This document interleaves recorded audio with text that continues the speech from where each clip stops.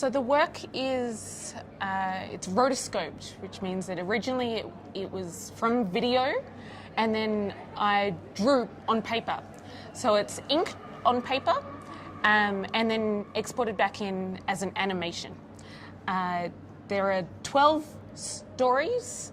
Each one is made up of the same parts. So it's a romance.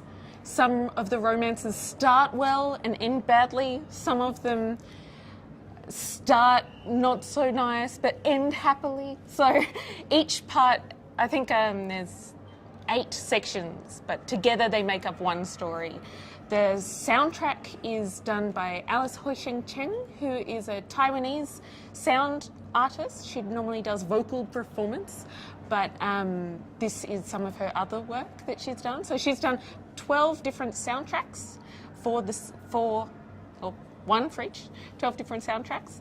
And the sound plays a very big part in the mood that each work has. So it can be watched as simply as a romantic story, or some of the stories end happily and bad stories, happy stories.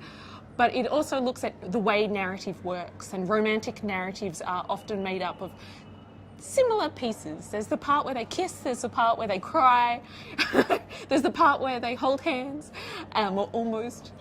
And the work looks at how those narratives work as well. So this work comes a few years into a kind of into research that I've been doing into narrative and romantic narratives. It's probably more influenced by cinema, television, books than it is by personal. You know, like this, I'm happy. Very happy. I have to say that. But, so heavily influenced by popular culture and by narrative forms. I watch a lot of classic Hollywood film, a little bit of Bollywood, a lot of Korean dramas, Korean television, lots of melodrama. So that that level of melodrama does have a heightened effect, which is how the work probably simplifies. The work that I did before this piece was largely about that one emotion, that crazy love. In the French, it's l'amour fou, the crazy love, where you lose control and you lose yourself to the other person. And that's very much what the work prior to this was, where this looks much more at narrative forms and influenced by those things. I'd like to think that that's something that's been quite consistent. I think that when it comes to love, people do largely remain the same. The way that we experience love, I would be very surprised if it was different 100 or 1,000 years ago than it is now. The gender roles have changed, obviously, but the feeling and the way that you lose yourself, and those you cry, you laugh, you love, kiss, your passion, those things are quite consistent, I think. I would like to think. Because the work is simplified, it brings all of this back to less than 1 minute of footage. It is those similarities that come down when you simplify it to that degree.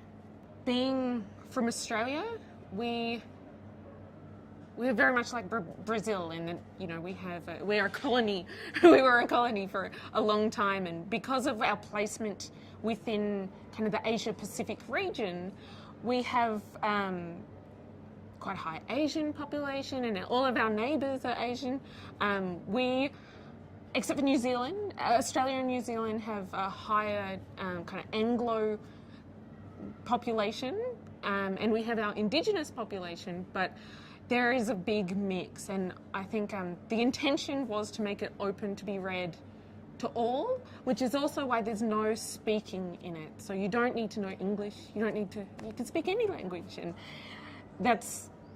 it should open it up rather than, yeah. I think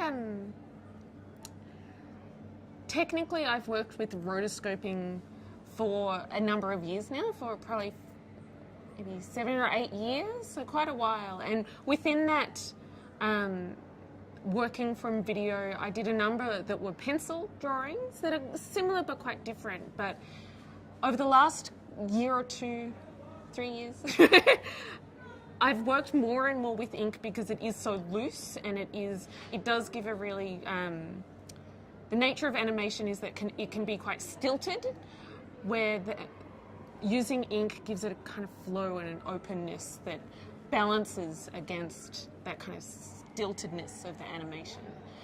The nature of romantic narratives and being in love is that you're very aware of where the line between yourself and the other person is, and when you lose that line, it's a bit weird, and like those kind of the barriers that you normally have up. It's one of the occasions when you lose those barriers and you kind of give more of yourself. But that means also that when things aren't going so well, you feel more alone than you probably do at any other moment because you have let your guard down. I think that it's the moment when you can be surrounded by people that love you, that support you, that are your friends, that are your family, and you still feel totally alone. Sad. So I think it's that with many things, the good and the bad need to kind of outweigh. When the good's really good, unfortunately it means that the bad's really bad too. Very, very sad. Because I have 8 sections, I think it's 8, it's been a little while, and there are a certain amount of stories that I could make just with those particular sections.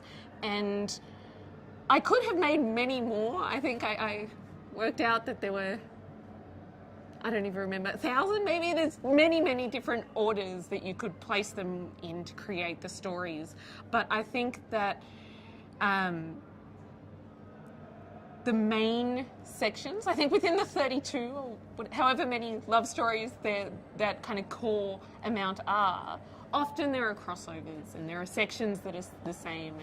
And as a general idea, these 12 show the nature of how those can be similar, and then it gives the general idea, where I think if I'd had 12 more, it probably wouldn't have added anything that these 12 don't already do.